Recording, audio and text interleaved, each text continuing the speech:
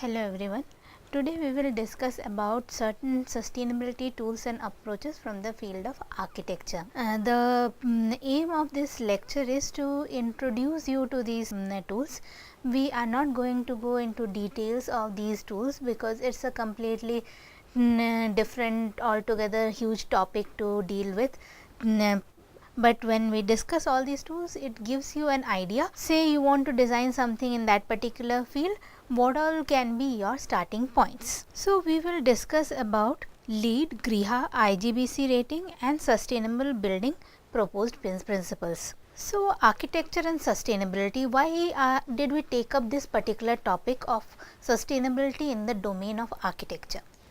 So the energy consumption by buildings is huge as compared to other sectors. It has been estimated that on an average, on a global scale, 30 to 40% of the total global energy demand comes from the building itself. It's required for lighting, for heating, for cooling and so on. Hence, the footprint of architecture is pretty large in the domain of sustainability. Before the use of the term sustainable architecture became widespread, the term solar architecture was a commonly used terminology.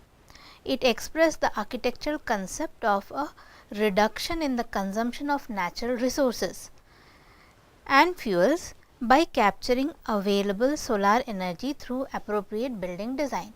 Say for example, if the building was supposed to be coming up in a region which is a cold place, the building design would incorporate features into it so that a part of the solar energy falling onto the building surfaces can be trapped in the building to bring in heating. Or say for example, during daytime, designing the building in a manner that we do not need to use artificial lighting. Or if the building is coming up in a hot and dry climate, how do I design the ventilation in the building in order to ensure greater thermal comfort inside the building without much use of fan or air conditioner, which requires external energy sources and so on. So currently architecture and sustainability, how we understand it, this comprises of emphasis on the need for due consideration to external as well as local contextual factors relevant to a site. For the context of a building, each and every building might be very different because the impact of local contextual factors. Even in a building which is to be built up in the same region, same geographical region, the orientation of the building might vary, the height of the building might vary, as a result of which the contextual factors like wind direction, the sun direction to which the building is exposed to will keep on changing. Hence, there is an emphasis on the need for due consideration to external as well as local contextual factors relevant to a particular site on which the building is supposed to come. External factors might involve, say, the presence of other buildings, or say the presence of certain surrounding features like lakes or airport and so on, using which a more sustainable building and its constituents should be designed and constructed. Incorporation of local elements and cultural living context. Why they are important? Because as we saw in the definition of sustainability, the social dimension is a very important part of sustainability, and buildings, because they are supposed to house people. People live in buildings, people work in buildings, and hence it is very important to bring in local elements, cultural living context. Say for example, in certain areas where the house doubles up as a space which is also a living space as well as a space which from where people conduct their livelihood generation activities. Now say this is a particular community in which the house doubles up as a living space as well as a place from which livelihood generation happens. In that particular context, if you build a house which removes the livelihood generation capacity from the house, say for example a craft sector house, the craftsmen mostly they work from their home. Now you build them a house which is a bare minimum house. This of course happens through many aid related housing schemes which are present in the current scenario. where a house is given to such people because they live below the poverty line, wherein the house consists of one room with a kitchen space and maybe or may not be a bathing space inside the house. Now, because this house does not have any space for the craftsmen to do their activity, this cannot fit into their way of living. Also, say these craftsmen, they are used to cooking using firewood. They do not have the capacity, neither does the area have access to say LPG connection. So, again cooking inside the house is not possible, because when you burn firewood there is a lot of smoke generated. So, now presence of the kitchen inside the house, it is present, but it does not come to any use. Also, in many contexts, people do not prefer to have the washing room or the bathing room inside their house, because it is considered inappropriate. They even if they have such kind of a space, they would prefer to have that space outside their house, just beside their house maybe. So, if you provide them with such kind of a space, they will not end up using that space. That space, many a times when such spaces have been provided inside the house, they tend to use that space as a storage room and so on, and they do not use it as a washing or a bathing room or a toilet. So, we need to incorporate local elements and cultural living context in the housing system as well.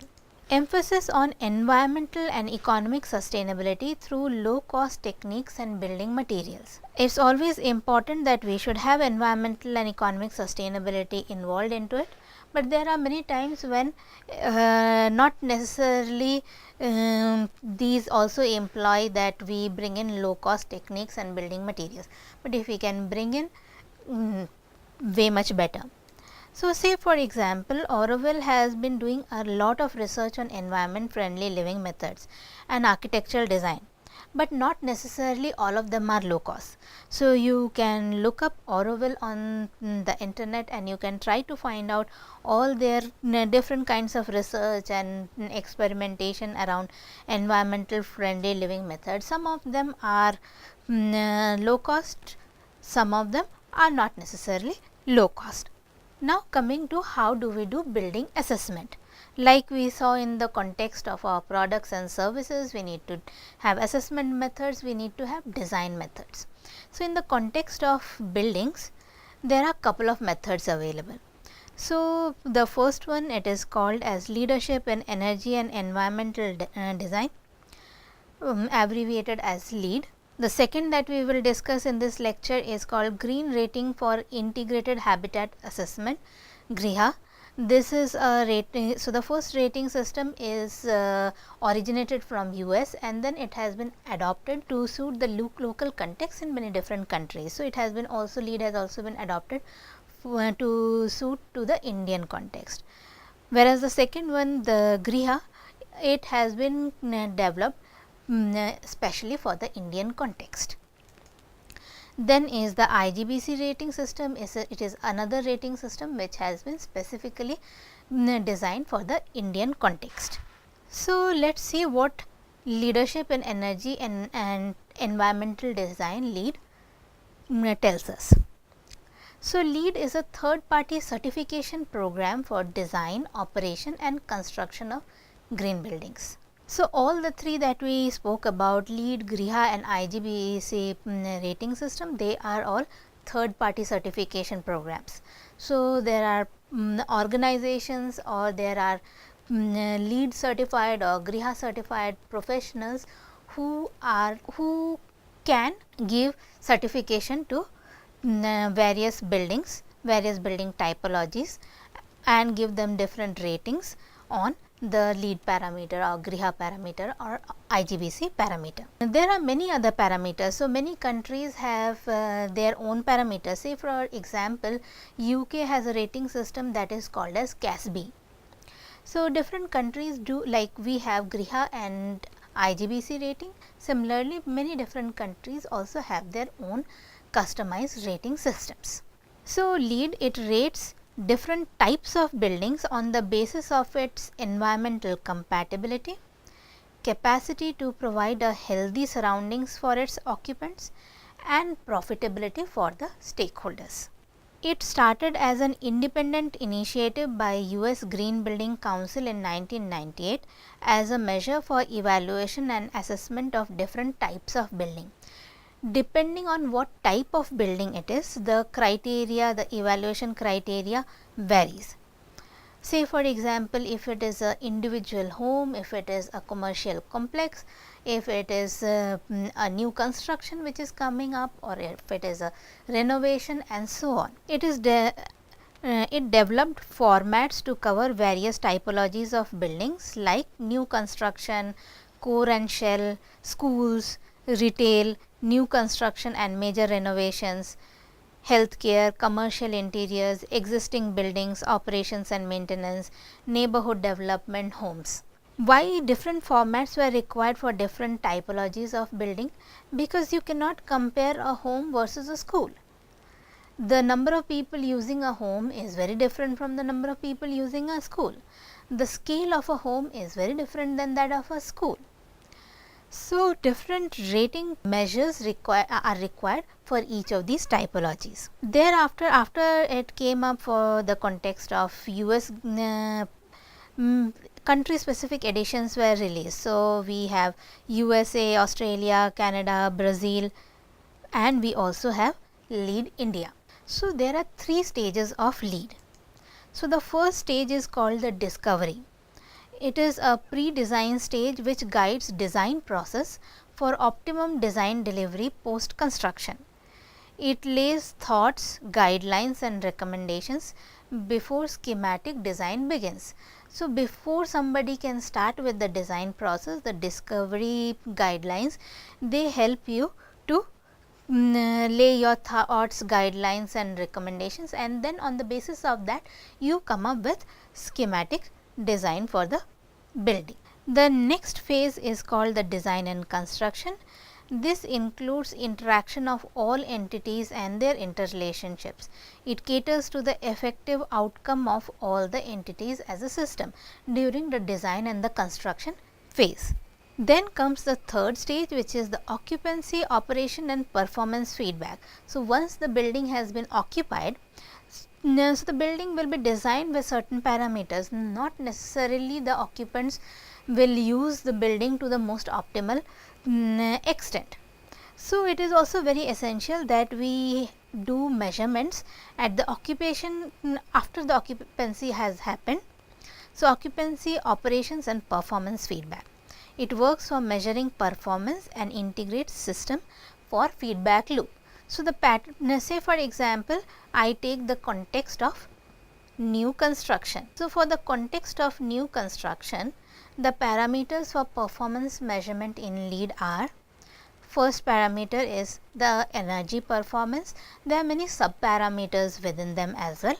The main parameters are energy performance, then water related performance, indoor environmental quality, sustainable sites. So, the site at which the building is built, sustainability of that particular site, materials and resources performance. So, all the materials which are used in the building and all the resources which the building consumes, its performance on those parameters. And then there is always a criteria which is called as innovation in design. So, this allows this gives the architect or the builders the freedom to innovate and get points on these innovations. This also allows that certain sites allow you to bring in certain features, whereas other sites do not allow certain features. So, in this parameter, innovation in design, a particular builder or a designer or an architect can exploit the possibilities afforded by a particular site and bring in innovation in design, which helps to improve the performance of the building in terms of sustainability. Now, let us come to the green rating for integrated habitat assessment, GRIHA. So, GRIHA is an evaluation tool launched in 2007 in India to help design, build, operate and maintain a resource efficient built environment. As you can see from this definition, it talks about resource efficient built environment. So, we will towards the end of this particular lecture, we will show you a comparison between LEED and Griha. So, LEED, because of its definition, which said it rates different types of building on the basis of its environmental compatibility, capacity to provide a healthy surroundings for its occupants, and profitability for the stakeholders. So, you can see the scope of LEED is very wide. As a result, LEED has parameters which have economic, environmental as well as social aspects built into it. Whereas, if you see the definition of Griha, it talks about maintain a resource efficient built environment. Hence, the number of parameters which focus on the environmental and the economic aspect are way much higher than the parameters which focus on the socio-cultural aspects. So, we will discuss more when we compare LEED and Griha in the later part of the lecture. So, the Griha Council is mandated to promote development of buildings and habitat in India through Griha. The Griha Council was founded by TERI. TERI stands for the Energy and Resource Institute. It's in New Delhi with the support from MNRE, Ministry of New and Renewable Energy, Government of India, along with a handful experts in the sustainability of built environment from across the country. So, they together formed the Griha Council and they came up with this rating system. All the rating systems that we are discussing today, they are continuously evolving. So, if you go to the Griha 2015 version, that will be way much more advanced version than say the previous versions of Griha. So, is the case with LEED and IGBC guidelines. Again, Griha also has 3 stages. So, the first stage is called as the pre-construction stage, where intra and inter-site issues like proximity to public transport, type of soil, kind of land where the property is located, the flora and fauna on the land before construction activity starts, the natural landscape and land features are considered. Then there is building planning and construction stage, where issues of resource conservation and reduction in resource demand, resource utilization efficiency, resource recovery and reuse, and provisions for occupant health and well-being is considered. The prime resources that are considered in this section are land, water, energy, air and green cover. Then comes building operation and maintenance stage. So, you can see the stages are almost similar to that of LEED, just the name of the stages have been coined differently. In building operation and maintenance stage, issues of operation and maintenance of building systems and processes, monitoring and recording of energy consumption and occupant health and well-being, and also issues that affect the global and local environment are considered. Now, coming to parameters for performance measurement in Griha. So, again we took an example of new construction, like for LEED we took the example of new construction, we take the same for Griha. Why we are comparing both on the same? Because we cannot compare a showroom versus a new construction in both the rating systems, and the performance parameters are very different on each of those building typologies. So, the parameters for performance measurement in Griha, they start from project scope, site planning, innovation and design, indoor air quality, material, energy efficiency, water efficiency, facilities and services. Say for example, if we go to the Griha website, so this is the Griha website for us.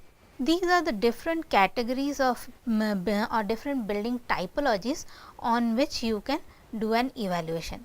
Say for example, I can do an evaluation on Griha pre-certification. There is a Swagriha, which is for your own house. There is a Griha rating. There is Griha for large developments, Griha for existing buildings, Griha for affordable housing, and self-evaluation checklist. So, this is our website. So, you can see the Griha website, it has all these different areas on which I can go and understand more about each of this. Let's say here you can see a link which calls as product catalog. So, you can check onto each of these links and they give you good tools which can be used for your self evaluation. Say for example, I will show you the Griha self evaluation toolkit which I downloaded from that particular website. So, this toolkit is nothing but an Excel sheet. If you remember our ICS toolkit, which was an Excel based toolkit which we could use for designing a product which has better environmental performance. So, this is similar kind of a toolkit which has been programmed. So, you can give certain point ratings. So, there are certain criteria names. So, like my criteria name is reduce UHIE and maintain native vegetation cover on site. So, my first sub criteria over there is 50% or more of the total paved area will be soft shaded or coated with finish of SRI which is greater than 0.5.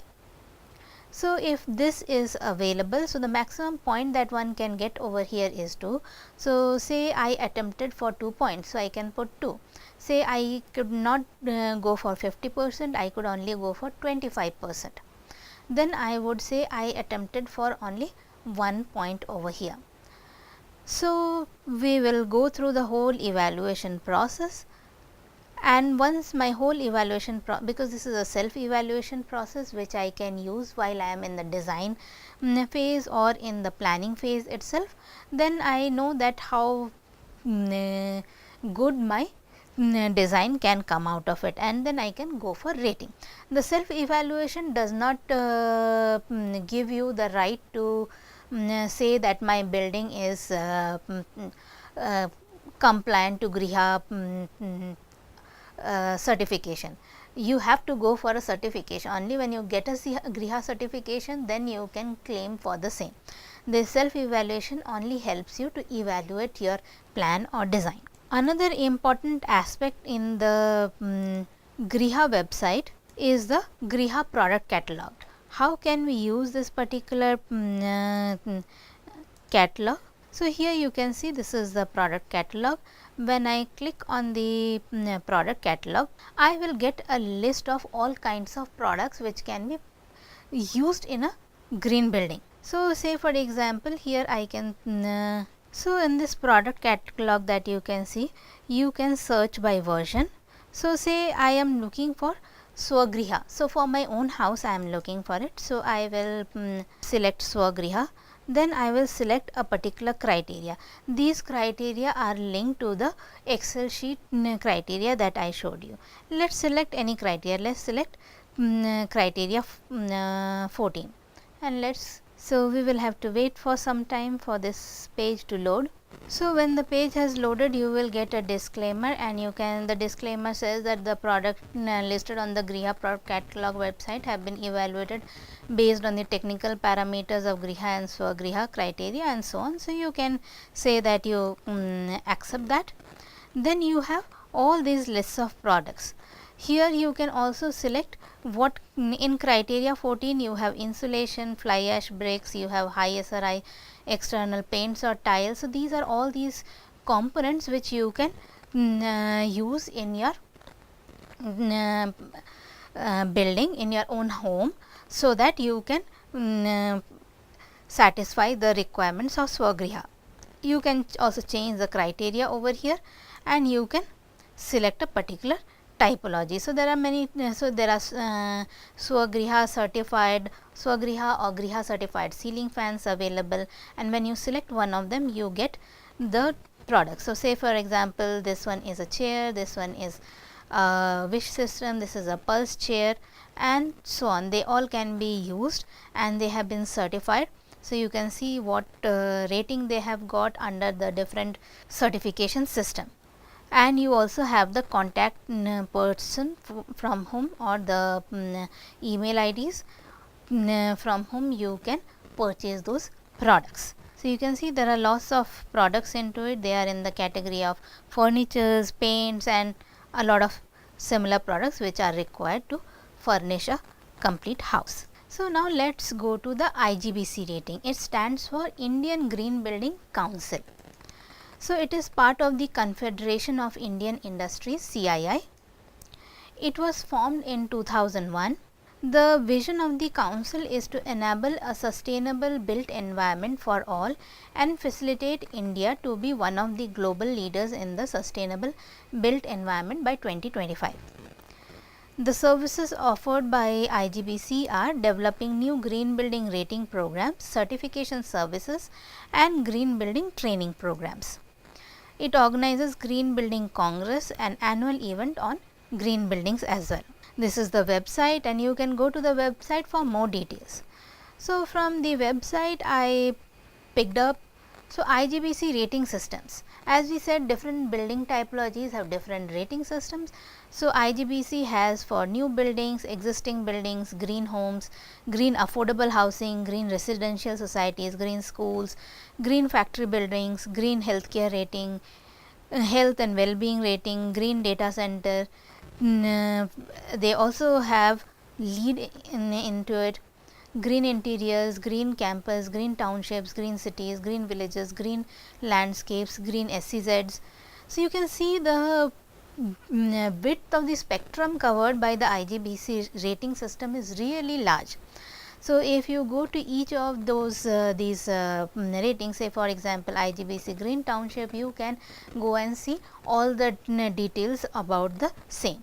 So, let us pick up IGBC Green Villages. What does it have got to say? So, this is the PDF which details out the whole module. We would just discuss the main parameters of this module. So, for the village rating system module, it starts with health and hygiene, village infrastructure, water conservation, energy availability and efficiency, materials and resources, social and community actions, green innovations, and you can see each of these criteria have different point distribution for green villages. So, say for example, health and hygiene has 27%, village infrastructure has 30%, whereas green innovation it has only 5% weightages. So, not necessarily all the parameters will have equal weightages, they have different weightages. So, here is the IGBC Green Villages PDF, which you can download from the link that is provided on the page. This is a pilot version released in June 2016, and it first helps you with what it is meant for, whom you can contact, the various acknowledgements. Then we go into each of those criteria. Say for example, health and hygiene. Sub criteria over there are solid waste collection and disposal, clean village, drinking water availability, sanitation facility, healthcare facilities, indoor air quality in household, organic waste management. So, by using these criteria, it can help you in design and then further going for evaluation. So, is all other criteria elaborated in this particular PDF document. It also explains the criteria and why those criteria are used as they are used. Now, let us do an analysis of, it is a comparative study of Griha version 2015 and LEED version 4 for new construction and major renovation criteria on 3 pillars of sustainability. So, to read in detail, this is the paper and you can read in detail about the analysis. Here I will show you some of the parameters, how we tried to compare it.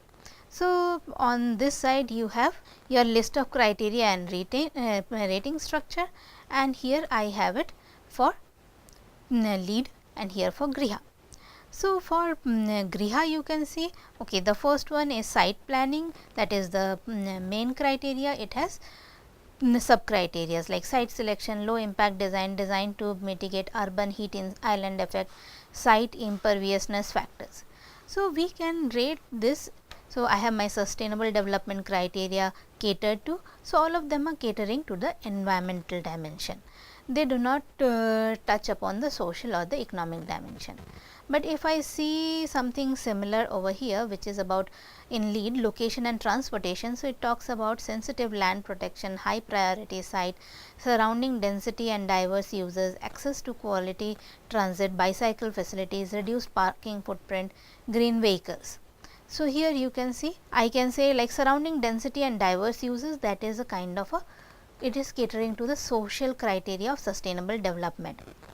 Whereas, access to quality transit, it talks about caters to environmental, social as well as economic dimension. So, on this small snapshot that I have picked up, you can see at least in this snapshot there is nothing which caters to the social criteria, whereas in the LEED it is there is, although the focus on the environmental aspect is very strong, but there is also some focus on the social and economic parameters. Let us check out the full list. So, this is the full list. So, you can see again on the left hand side we have the Griha criteria and sub criteria, on the right we have the LEED criteria and sub criteria. So, when we come to the water aspect of it, in water quality, the way it was defined, it seemed that it also caters to the social aspect as well as the environmental aspect. So, if I go through this entire list, again when it comes to avoided post construction landfill, you can see there is a certain social aspect involved in it. How do we define whether there was social aspect involved into it or not? We went into the definition of what, how are they defining avoided post construction landfill. So, after doing this comparison, we found that Griha touches to a very small extent on the social sustainability aspect of it. Hence, there is a requirement to improve on that particular parameter. So, how do we give sustainability orientation on the 3 pillars? So, say for example, we can include these criteria into it, say the social aspects related to site assessment from a social perspective. So, not only site assessment from an environmental perspective, but also from a social perspective. Availability of open spaces, because open spaces can give children the space to play. It can also act as a place where the people living in the surroundings can come together, involve into certain activities together, creating better social living spaces. Then availability or ease of access to public transport, schools, healthcare, shopping and related amenities, because these things actually make a habitat more sustainable, more livable. Design for encouragement of social interaction. How do I design my housing in a manner that the design encourages people to come together and interact more with each other. Design for encouragement of social cohesion. Innovation in connecting spatial scales, urban systems and development life cycle and its relationship to sustainability dimensions. Then design for well-being, how can we incorporate it? Say for example, is my housing designed in a manner that it ensures optimal lighting conditions for good performance of people, or optimal sound barriers so as to give enough privacy as well as comfort, and so on. So, design for well-being can be defined in many different ways. Am I using the right kind of interior material so that the indoor environment is good for well-being of the occupants? So, design for well-being in terms of thermal, lighting, which is daylight, interior and exterior lighting, visual well-being, acoustic, the sound related well-being, then inclusion of aspects like cultural aspects, influence of architectural design on cultural aspects of the region or population on aspects like history, geography, heritage, symbols, art, cultural practices or beliefs, etc. Not necessarily all these aspects can be covered, but we can see how can we cover all these aspects as well, so that we can claim that we are catering to all the 3 dimensions of sustainability. Then socio-economic aspects like surrounding density and diverse use based assessment. So, how dense the place is in terms of people living, in terms of the different kind, is it only purely a residential place or is it a residential plus commercial place, and so on. Then life cycle analysis, performance costing and cost to the people on their livelihood, health, recreation and education. Say for example, my office is located so far away from my housing that I have to travel 2 hours in the morning and 2 hours in the evening to reach it. So, that is a cost to the people because of their livelihood, and it is also a cost to the people who are living because their health is suffering, their recreation is suffering. Same for the education. Nearby, if good education is not available, that is again a cost to the people. So, how do we do all these analysis? Because they are in the boundary region, they involve both the social dimension as well as the economic dimension. So, that was a small introduction on how to think in terms of sustainability and built environment.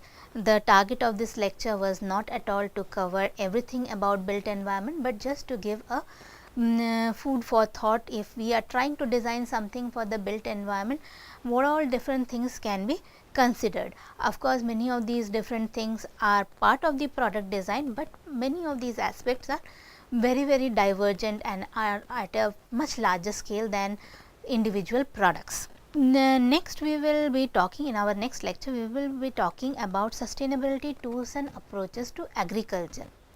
Why agriculture? Agriculture is of course one of the most important activity. Without agriculture we cannot have food and we do not survive. Secondly, in our country's context, in India's context, still majority of the population lives in rural areas and their major occupation is agriculture.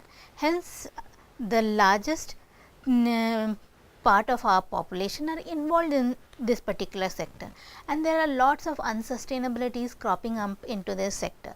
Say for example, excessive use of pesticides, fertilizers is rendering the land less fertile, more prone to diseases. When the pesticides and the fertilizer they flow from the land into the water resources, they also pollute our water resources. Due to excessive use of water for farming activities and not allowing enough time for the land to recuperate, we are causing other kinds of problem both to our land, our water bodies. When we eat the same kind of food which is laced with too much of chemicals, we also cause damage to our body.